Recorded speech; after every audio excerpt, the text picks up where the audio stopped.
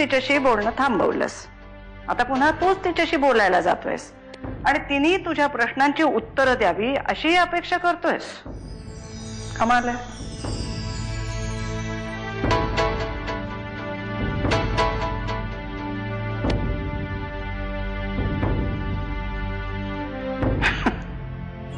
आपण आलेली संधी घालवली.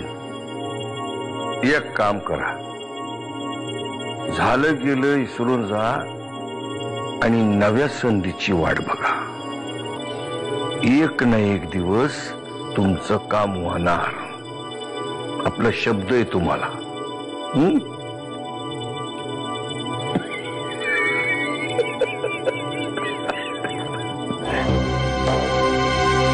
काल आपण जो काही प्लॅन केला होता ना त्याच्याविषयी काही बोलूया का? याचाच विचार चाललाय रे बाबा. लई मोठं प्लॅनिंग करावं लागणार.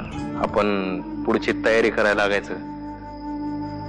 तयारी तर करावी लागणारच, पण त्याआधी मला सुमित्राला काहीतरी सांगायचंय. राक्षसाच्या काळजात हात घालायचा म्हणजे फार मोठं प्लॅनिंग करावं लागणार.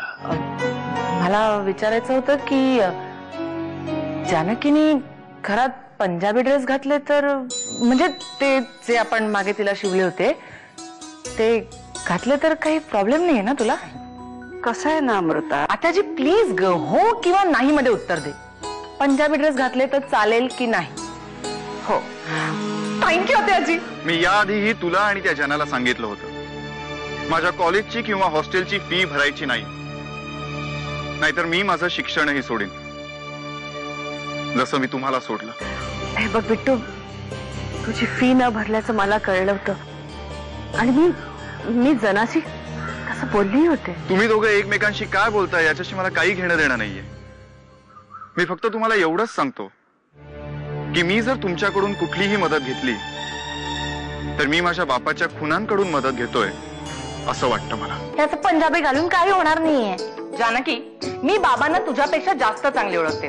पूर्वी त्यांच्यात भांडण झाली ना की आई सुद्धा असंच करायची माहितीये. म्हणजे नर्मदा ताई पण पंजाबी घालायच्या? गाडवा पुढं वाचली गीता आणि कालचा गोंधळ बरा होता असं झालंय सगळं. शाबास गणा, एकदम करेक्ट एक्झाम्पल दिलंस तू. यांनी काही फरक पडणार नाहीये. डोंट वरी, याच्या पुढची स्टेप सुद्धा तयार आहे. हॅलो, वॉर्डन साहेब आहेत का? नाही, आम्हाला ते आर्यन सरतपीची फी भरायची होती तर कधी येऊ विचारत होतं. काय भरली फी? कोणी भरली?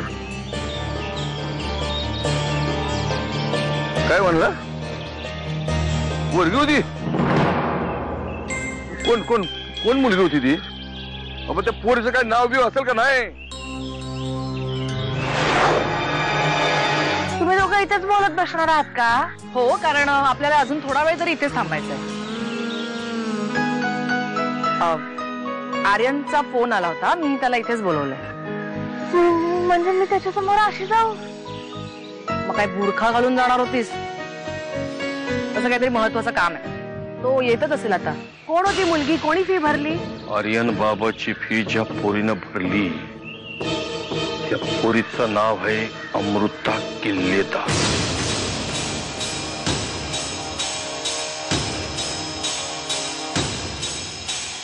अमृता म्हणजे नरसिंहाची मुलगी?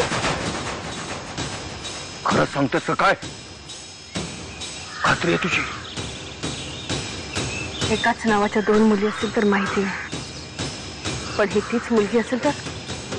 चला तू लवकरात लवकर या मुलीची माहिती काढ, नाहीतर आपण इकडे त्याच्या बायको आणि भावजाईला गळ टाकायचं आणि त्याच्या गळाला आर्यन लागायचा. काय काळजी करू नकोस, मी लावतो या सगळ्या गोष्टीचा तपास.